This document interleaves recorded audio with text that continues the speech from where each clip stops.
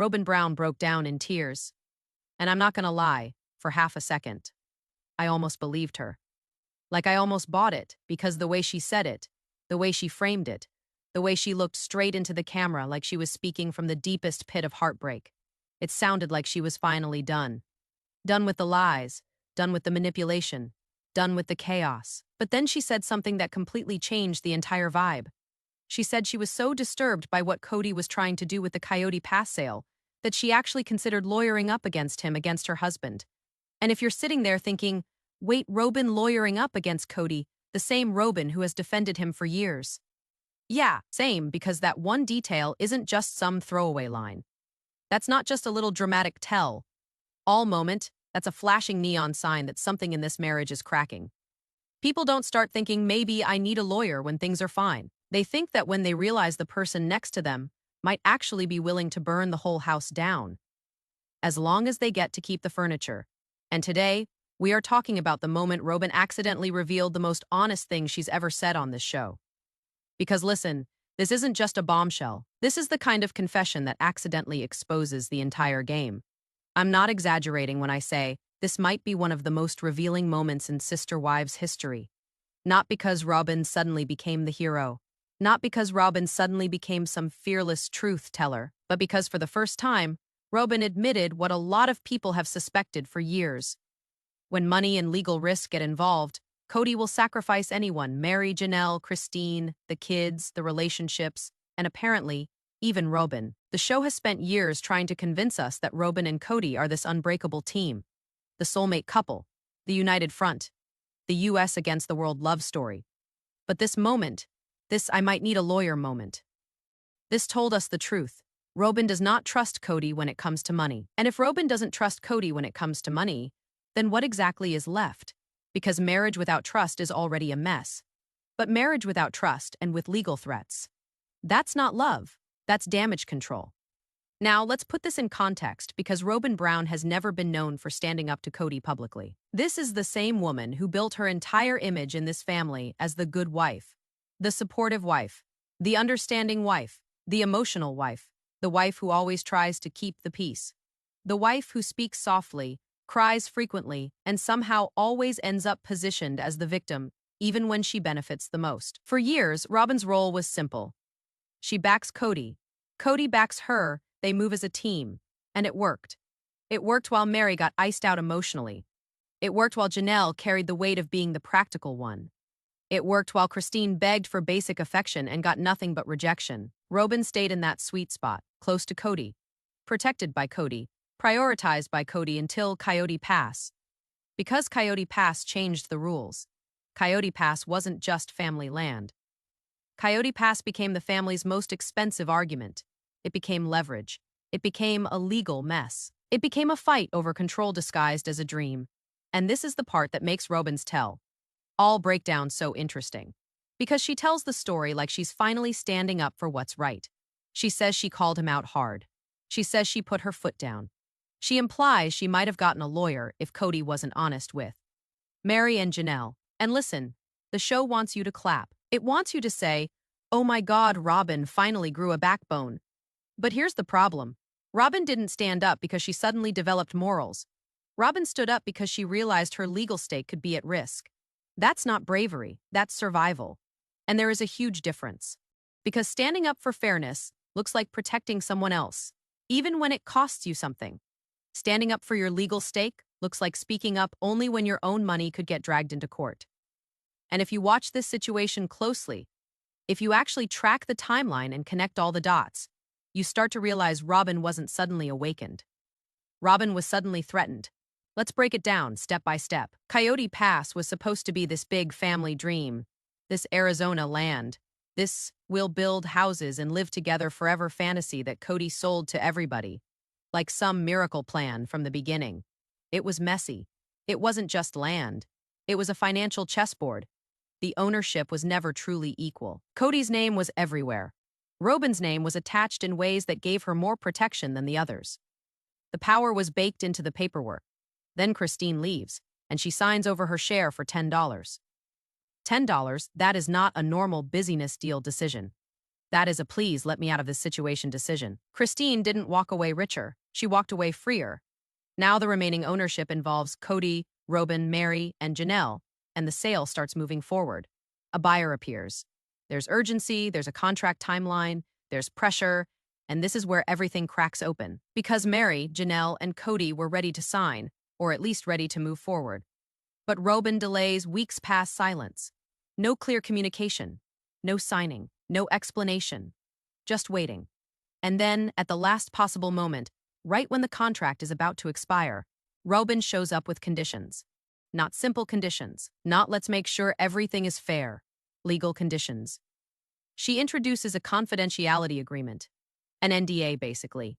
If you want this sale to happen, sign this document that prevents you from talking about it and prevents you from pursuing any additional money you might feel you're owed. And if you're sitting there thinking, wait, why would they need an NDA? Exactly. Because NDAs aren't for innocent people who have nothing to hide. NDAs are for people who are afraid of what could be said out loud. An NDA isn't peace. An NDA is control. And what's wild is that it's not even subtle, because when you delay signing for weeks, then show up at the last minute with an NDA, you're not protecting the family. You're pressuring people into silence while they're desperate for the deal to go through. You're creating urgency and using it as leverage. That's not love, that's strategy. And Janelle basically said that. She called it a power play because it was. Mary refused to sign the NDA. Mary said no because she did not want to be silenced again. And the moment Mary refused, the deal collapsed. The contract expired. The buyer walked away. Everybody lost time, momentum, and money because Robyn wanted silence before she wanted resolution. Now fast forward to the Tell-All. Robyn tells this story about Kody allegedly wanting to do some kind of backdoor deal. She claims he was pressuring her about proceeding without full consent. She says she wouldn't allow it. She says she called him out hard. She says she put her foot down. And if that was the end of the story, people might actually clap. But then comes the question that destroys everything. Why didn't Robyn warn Mary? Suki asks her. The host pushes her, and Robyn says, I couldn't go against my husband. Girl, be serious. You couldn't go against your husband, but you could go against Mary. You could demand Mary signs a confidentiality agreement. You could delay the sale for weeks. You could show up last minute with legal paperwork designed to silence her. But you couldn't give her a heads up that Kody was talking about shady options. Number that doesn't track.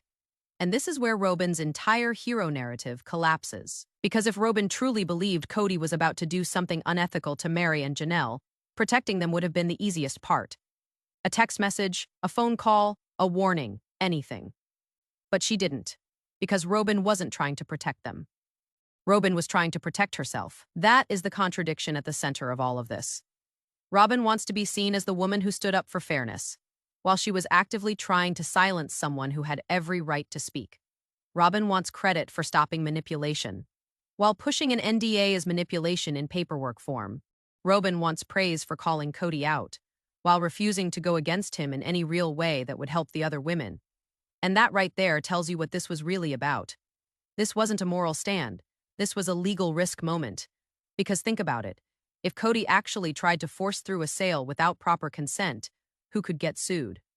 Not just Kody. The people whose names were on that property too, including Robyn. So Robyn's I called him out hard moment was not her suddenly becoming brave.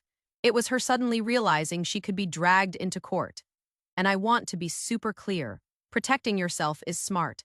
Anybody should protect themselves, but you do not get to call it fairness when you immediately turn around and try to silence another co-owner to protect your image.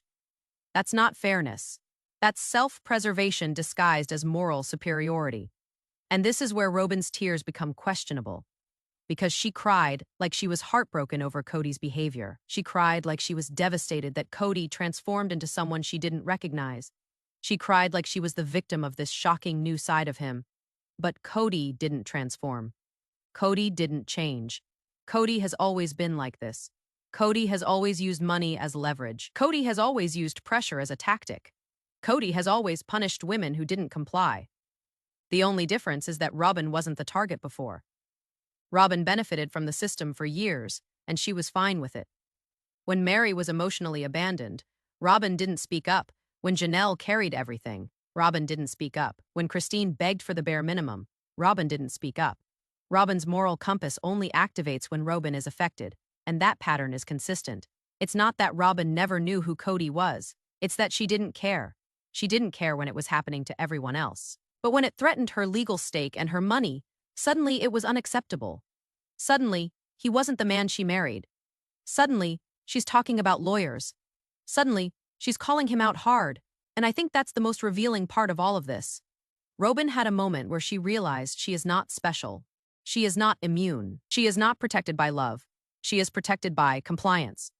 And compliance only works until your needs and his plans stop matching up. Because the minute Robyn's interests conflicted with Kody's interests, Kody showed exactly what he always shows. He puts himself first, even over her. And you could hear it in Robyn's words. You could see it in her tears. She was shaken, not because Kody was being cruel to the other wives, but because Kody was willing to expose her to risk. That's why she's emotional. That's why she frames it like he changed. Because the truth is too painful. The truth is that Kody didn't change. Robyn just got a turn on the receiving end. Now, to be fair, Robyn was right about one thing. Selling property in a shady way, pushing deals through without proper consent, trying to circumvent co-owners. That can create real legal problems. It can trigger lawsuits, it can freeze money, it can cost insane legal fees. So yes, Robyn refusing a backdoor deal was the correct decision. But doing the right thing because you're afraid of being sued is not the same as doing the right thing because you have principles. And Robyn proved she wasn't operating on principles when she demanded the NDA. If Robyn truly cared about fairness and ethics, she would have done this the right way. She would have stopped Kody, and she would have warned Meri and Janelle immediately. She would have dropped the NDA and let the sale proceed cleanly. She would have allowed people to speak freely. She would have taken accountability for how messy the family finances have been. But she didn't, because that wasn't the mission. The mission was control. And let me ask you something. Do you really believe Robyn wanted peace? Or do you think she wanted silence? Because peaceful families don't need legal documents to stop each other from talking. Families who have something to hide need legal documents. And that's the part that makes Meri's refusal so important. Because Meri's refusal wasn't just stubbornness. Meri's refusal was a boundary. It was her saying, "You're not going to buy my silence with my own money." It was her saying, "I'm not going to be trapped again." And it's actually kind of satisfying because for years, Meri was the one who took the most emotional punishment. And here, she's the one who finally stood up without crying, without begging, without negotiating her dignity. She said no, and the entire deal collapsed. Now, here's what I think happens next. Robyn stays with Kody. She doesn't leave. She fights for the marriage because Robyn's identity is tied to being the wife who made it work. She wants to be the only wife who won. She wants to be the wife who stayed. She wants to be the wife who can say, "I was loyal, I was right, I was chosen." And leaving would destroy that identity. Leaving would mean admitting that the other wives were right. Leaving would mean admitting she benefited from a broken system. Leaving would mean admitting Kody's love was never unconditional. So Robyn stays. And Kody, because he's Kody, punishes her emotionally the way he punished the other wives. Not by leaving, by withdrawing, by getting cold, by turning affection into a reward system, by making her feel like she's the problem for setting boundaries. And Robyn will cry again. She'll say she's hurt. She'll say she feels emotionally unsafe. She'll say she doesn't recognize him, but she won't leave. Because leaving would require admitting she was wrong, and Robyn can't do that. So no, Robyn threatening to lawyer up doesn't mean she became brave. It means she finally realized something the other wives learned years ago. Kody Brown will always protect Kody Brown. And if you have to threaten legal action to stop your husband from making shady moves, that's not a marriage. That's a business partnership with rings on it. And the saddest part is Robyn had a moment of clarity. A moment where she saw the truth. She saw how quickly Kody could turn when he wasn't getting what he wanted. She saw that she could be sacrificed, too. She saw the machine for what it really is, but instead of walking away, she's trying to stay inside it. And that's why this moment matters. Not because Robyn stood up once, but because she stood up once. And it still didn't change the system. It didn't change Kody. It didn't change the pattern. It just revealed that the favorite wife isn't safe either. And if even Robyn isn't safe, then this family was never built on love. It was built on control. And control always collapses eventually. Because the second someone says no, everything falls apart.